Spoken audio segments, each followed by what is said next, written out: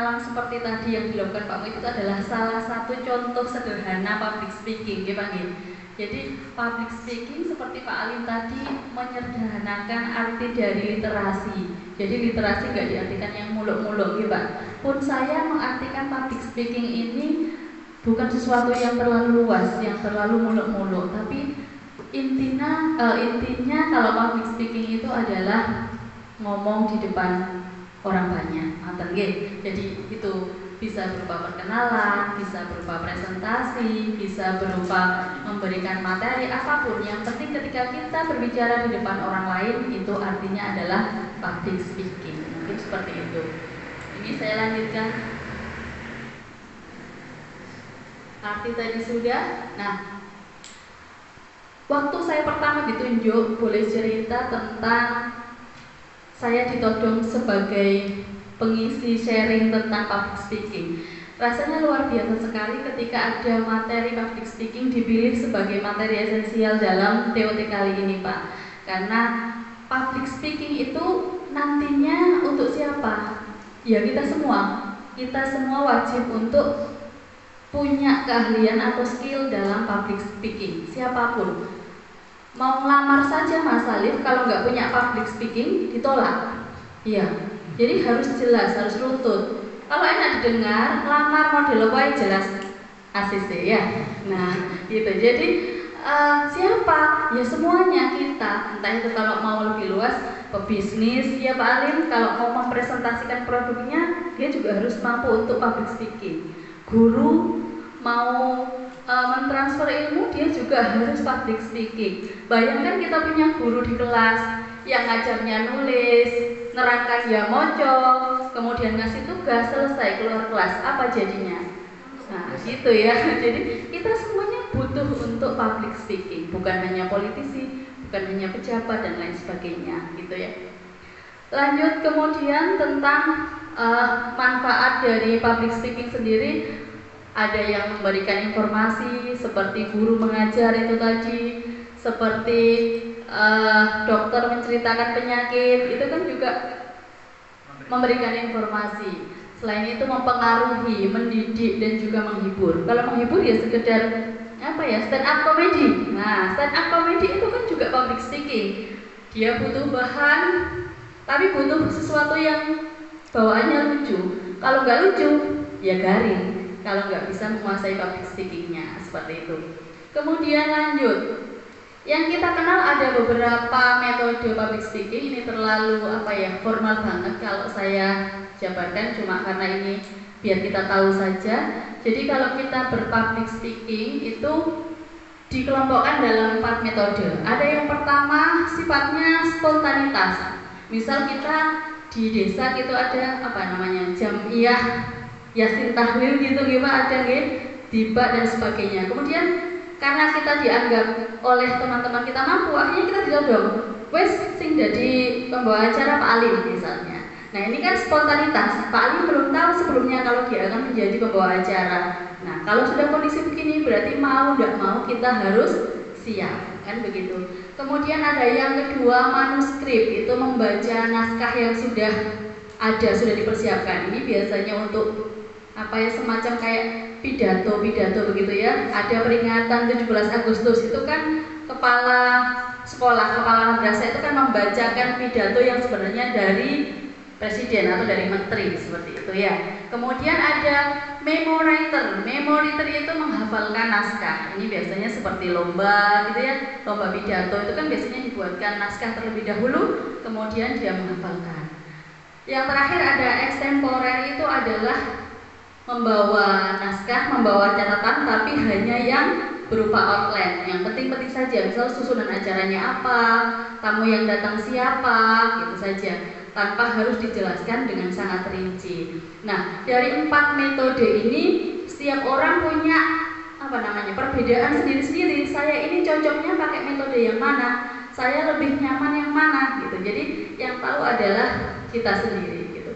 Misal saya kalau membawa acara di madrasah, kalau acaranya kecil, sederhana, biasanya Impromptu langsung spontan bisa, oke. Tapi kalau tamunya sudah Bapak Kakanwil dan sebagainya, otomatis saya biasanya ekstempor. Jadi saya membawa list dulu acaranya apa, tamunya siapa. Karena ekstempor itu nanti fleksibel, bisa kita sesuaikan. Misalkan ada sesuatu yang perlu kita tambahkan, nanti bisa kita tambahkan. Gitu nggih. Lanjut, kita selesaikan dulu. Nah, karena public speaking ini aslinya sudah dimiliki oleh setiap orang. Setiap orang yang bisa berbicara itu aslinya bisa public speaking. Hanya saja dia mau mengolah, mau berlatih atau tidak. Gitu.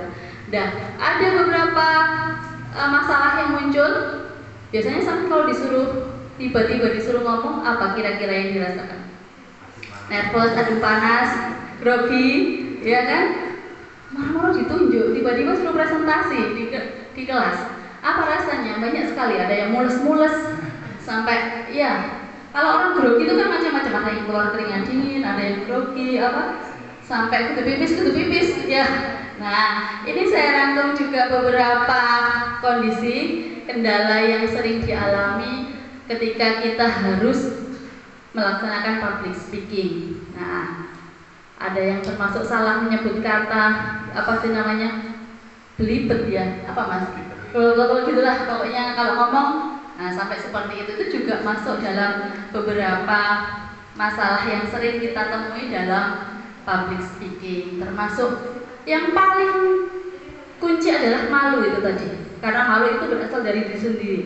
Kita itu punya potensi, dianggap orang punya potensi, tapi kita nggak sadar, sehingga kita isin, gak usah wes sampean wae, nggak wes meni aku saiki sampean. Nah, itu kan malu, padahal aslinya kita bisa, tapi kita tidak mau untuk belajar, gitu ya. Nah, bagaimana kalau kita ketemu kendala seperti ini? Ini saya rangkum sedikit cara mengatasinya, versi saya nanti boleh ditambahkan. Yang pertama adalah melakukan persiapan dengan baik mulai dari materi hingga penampilan. Karena jadi public speaking itu disorot oleh banyak mata, maka kita bukan hanya sekedar menyiapkan materi, tapi penampilan kita juga disesuaikan. Kalau di acara ini ya berarti penampilannya begini, kalau di acara ini ya penampilannya begini, itu nanti juga disesuaikan. Loh Bu, tadi katanya ada yang impromptu, langsung, spontan. Bagaimana kita mempersiapkan? Ya berarti sudah kita latih jauh-jauh hari, kita siapkan jauh-jauh hari. Oh, aku ikut kegiatan tibaan. Berarti ada kemungkinan, pasti ada ya Pak Slamet ya, kalau di matematika itu pasti ada kemungkinan suatu saat saya akan ditunjuk sebagai pembawa acara. Maka mau tidak mau saya harus belajar, gitu ya.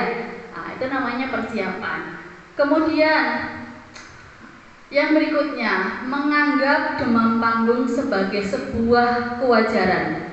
Jadi wong sing pertama kali public speaking dredeg grogi sampai kudu ngoyo itu tadi ya biasa, wajar. Apa yang kita lakukan? Cari energi positif. Kita tenangkan diri kita bahwa it's okay. Nanti kita juga bisa baik-baik saja. Saya kalau boleh cerita pengalaman pribadi Pak Slamet 2008 pertama kali ngajar masuk kelas, yang saya hadapi adalah anak-anak SMA yang sudah luar biasa. Materi disampaikan di tengah jalan, habis sebelum bel sudah bingung. Iki kok apa arek-arek ya. Materi saya siapkan panjang, misalkan 10 soal, ternyata di kelas baru 2 soal terjawab, bel sudah berakhir. Bingung, stres juga. Terus hari-hari kita apa kan begitu. Tapi lama-lama oh iya, kata Pak Slamet, dalang gak kurang lakon ya Pak ya. Sekarang sudah lihai, ngadepi siswa model apa saja, insya Allah sudah oke, gitu. Karena sudah terbiasa itu tadi gitu. Nah, yang berikutnya ada interaksi dengan audiens. Karena derdek itu karena kita tidak memahami sikon. Ya, nggak memahami lingkungan kita. Jadi kalau memang acaranya tidak terlalu formal, kita bisa dengan menanyakan kabar, dengan ngobrol. Oh Mbak Nisa tadi kesini naik apa? Tadi macet enggak? Dan sebagainya. Itu kita ngobrol dengan audiens. Supaya apa? Nervous kita juga sedikit berkurang. Karena kita tahu, oh itu loh koncoku, oh itu guruku, itu dosenku, itu temanku. Jadi kita lebih bisa menetralisir kondisi kita gitu. Yang terakhir yaitu melakukan belajar dan latihan, memperbanyak pengalaman, sharing, gak ono apa-apa iku sing kun fayakun, semuanya berproses. Jadi begitu pula dengan public speaking, kok enak ya ibu ngomongnya langsung lancar. Ya enggak, di balik itu juga ada proses bagaimana dia belajar. Saya dulu awal-awal membawa acara MC malam gitu, besok saya diminta untuk membawa acara begini kayak orang gendeng ngocok di depan kaca. Assalamualaikum warahmatullahi wabarakatuh. Nah, gitu ya, di depan kaca. Itu waktu saya masih single, karena saya sudah punya suami begitu.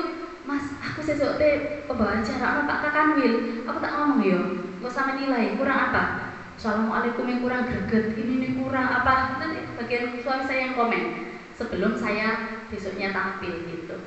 Kemudian yaitu tadi kita mempersiapkan diri, kita butuh, kita yakin, percaya diri bahwa kita bisa. Mungkin itu menurut saya. Terakhir ini saya ambil tentang public speaking, banyak sekali yang perlu dipersiapkan karena itu kompleks ya. Ada gestur kita, mimik kita. Bayangkan aja kalau kita di kelas gurune lempeng, gak guyu, gak mencucu, meneng nerano, bagaimana rasanya? Sama seperti itu ketika kita public speaking ya, ada kontak mata, ada mimik wajahnya ya. Misalnya kita membawa acara di perpisahan, masa kalau mau ada penampilan, masa kita saksikan penampilan dari anak didik kita kelas 10 misalnya begitu ya Pak ya. Oh biar itu penontonnya mereh ya. Beda kalau baik Bapak Ibu yang terhormat, kita saksikan penampilan berikutnya dari kelas 10A. Beri aplaus yang meriah untuk bla bla bla bla. Nanti kan lebih bersemangat, lebih ada jiwanya gitu. Jadi gestur kita, pembawaan kita, intonasinya itu juga sangat berpengaruh dalam public speaking. Intinya saya ambil di sini. Nah, markicop, apa markicop? Mari kita coba, ya. Belajar aja, mulai dari kamar mandi, dari kamar ngaca dan sebagainya. Intinya saya ambil siapapun yang dapat berbicara, dia pasti dapat menjadi pembicara publik yang baik. Asalkan itu tadi mau belajar. Karena public speaking ini bukan yang kun fayakun dimiliki, tapi juga diproses, diolah begitu. Mungkin itu dulu Mbak Nisa. Ngoten nggih Pak. Pas. Terima kasih.